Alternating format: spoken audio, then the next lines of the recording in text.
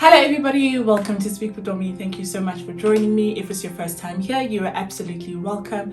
Once again, this is a place and platform where we speak about everything that's got to do with life. Today, I wanted to do a review on a book that I read last year. I thoroughly enjoyed this book and I trust that you will too. If you're not in a position to read this book, I will be reading some extracts from the book and I hope they will be beneficial to you. But this week, I'll be reviewing The Path Made Clear by Mama O. So Mama O is known as Oprah Winfrey. Basically here, the subtopic is discovering your life's direction and purpose. So if you are struggling with finding out what on earth you have been created for, what is your purpose in this life, this is definitely a book I would recommend to you. So I must tell you, however, she will not directly give you the answers and say, your purpose in life is this, but she does give you some ways in which you can discover your purpose. What I thoroughly loved about this book is the fact that she brings in people from all different walks of life. I mean, pastors, musicians, actors, comedians, and they all write something that is applicable to finding your purpose, finding the direction for your life. And basically, I love how universal this book is. And yeah, I think the likes of Bishop T.D. Jakes, your Joel Austin are also in have something to say in this book. People like Shonda Rhimes as well. She is the writer for Grey's Anatomy, and I think she wrote the book The Year of Yes as well. Yeah, just fantastic writers on here. And yeah, it's just a really incredible book. I just want to read Mama O's opening statement, and in one of her statements she says, "There is no need to waste another day wondering if there is more to life.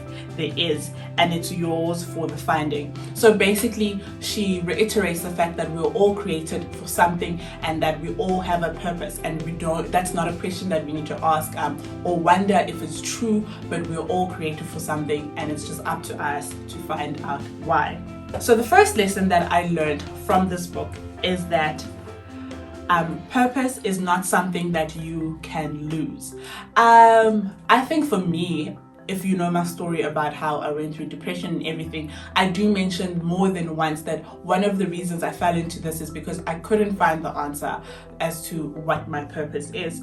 And I think because I thought and I believed so much that I was supposed to help people through the medicine route, that I felt that when I lost medicine and just kept failing so many times, I thought that I had lost my purpose.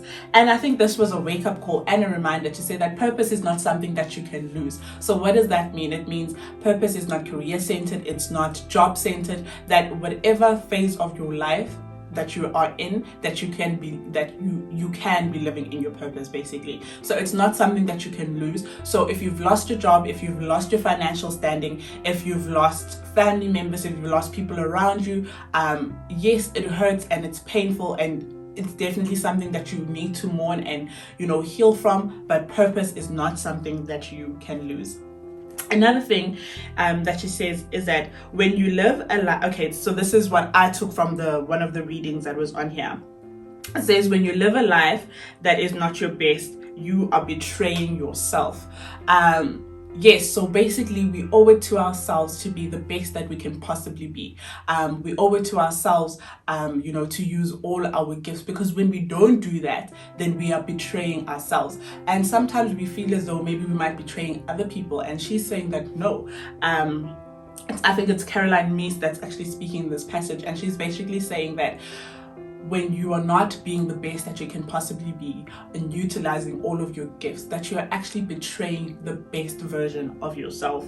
So yeah, next time when you think about slacking in a certain area of your life, just think about how much you are betraying your future self or the best version of you could possibly be. Yeah, this actually reminds me about I think it was Somizi who did a video on Instagram, and he was talking about how he went to I think he went for a spa treatment at Sorbet, and he was speaking to one of the ladies, asking her like how's business and everything, and she was just mentioning it's tough. And you can imagine, because pandemic, we were on level 3 the one time, and and then we went to level 1, then we were back at 3. So yeah, it's just been a tough season for many businesses. And he says to this lady, yeah, but you do nails, so maybe like in your area where you stay on the weekend or days that you're not working, why not offer this service to other people? And she gave a bunch of excuses, and he basically came out to say that, you know, we will always make excuses if we do not want to you know, be our best selves, and we'll find excuses as to counter why we are not being the best version of ourselves. But he was just reminding everybody that to say that every single gift that you have, every single talent that you have, you owe it to yourself to utilize that talent to the best of your abilities. And that reminded me about the parable of talents. You know, where these three servants were given different amount of number of talents, and the one who had the most, he multiplied them, and the one who had just one, he you know, he buried it. And his reasoning could have been like, okay, at least I didn't lose it. You know, I didn't use it either, but at least like it's not lost. Like it's, you know, basically he's just making excuses for the fact that he didn't utilize his gift. And the master was very upset with him and basically even took that gift away. So it's just another reminder to say that every single gift that you have, whether it's only one, whether it's two, whether it's five, whether it's a million, you owe it to yourself to be the very best that you can be. And lesson 3 that I learned from this book is that purpose and calling is never about an individual. And I think that points us in the right direction as to where you are meant to look in terms of purpose. If you're struggling to find your purpose, then maybe start looking at what is it that I can do for somebody else. What is it that I was put on this earth to do that will make the lives of other people better? That would be an amazing place to start, because as Mama always saying here, that, you know, purpose is never about the individual. It's always about other people as well. And if you know the story of Oprah Winfrey very well, you know that she's an icon, not just for Black people, but for Black women as well, you know, to show them that areas and spaces that were not designed, necessarily designed for us to occupy, that those spaces can definitely be occupied and sustained by Black people. So here she writes, she says, my life goal is to be of service to the greater good. Wherever that true calling takes me, I've always been willing to go. Yeah, so if you know her and you know her story, you know that she didn't stay in one job for her whole life. She moved and she continues to move around.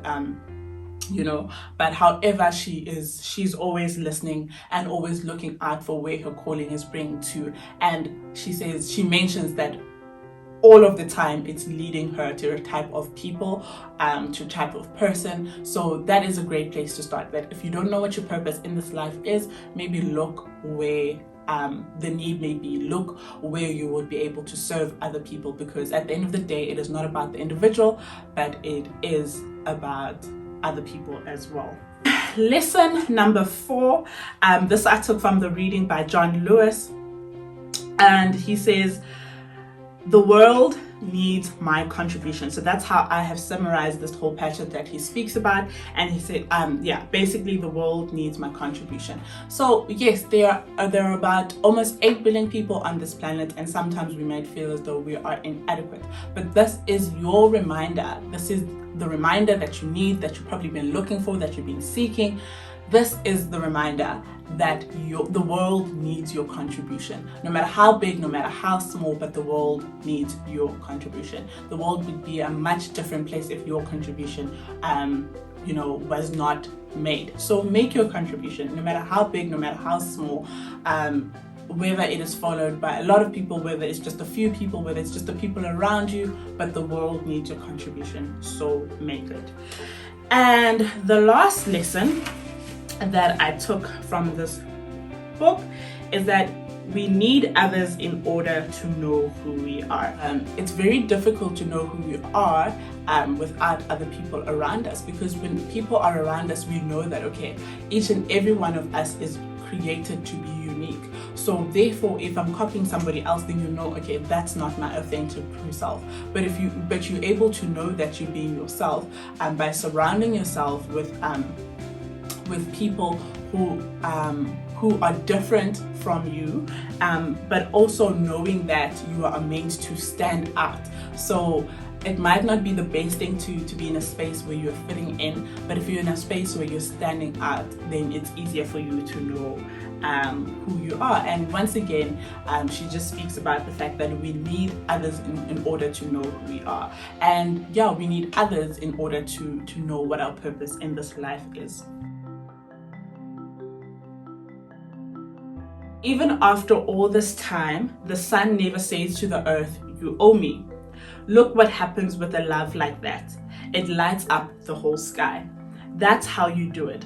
All you have to do is give and practice this divine love. And so basically what Wayne Dyer is saying is that, you know what, if you don't know what your purpose in this life is, it all comes down to love. Like love without expecting something in return, love without demanding things in return. Just like the sun, you know, gives to the earth every single day and doesn't remind it to say, you know, look at what I do, I give you guys day, and when I'm not there, you guys are all in darkness. But it just continues to shine and to give to the earth every day. And that's the type of people that we're meant to be, that we are meant to be people who love, regardless of what we get in return. Yeah, and there's so much beauty in the type of love, in that type of love, because I mean, look, the sun is lighting up the whole sky almost every single day. We even quote things like, you know, the sun will always shine again.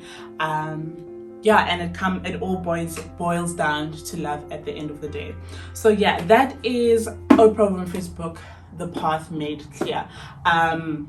Yeah, the book is, I don't know how much the book is because I got it as a gift. However, you can check on Exclusive, I think it's Take-A-Lot as well, Amazon, and everywhere else where books are sold. And also another thing that I loved about this book is all the graphics within the book. All of these photos were taken, I assume, someone in Oprah's team. All of these are original photographs and they are very beautiful to look at.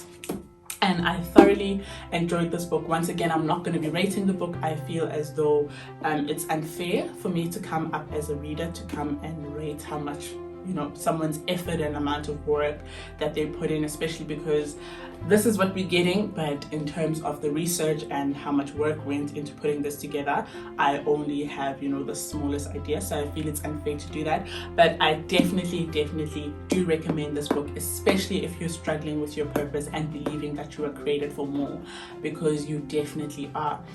Thank you so much for watching this video. Till the next one, have an amazing Friday, have an amazing weekend, and yeah, stay blessed.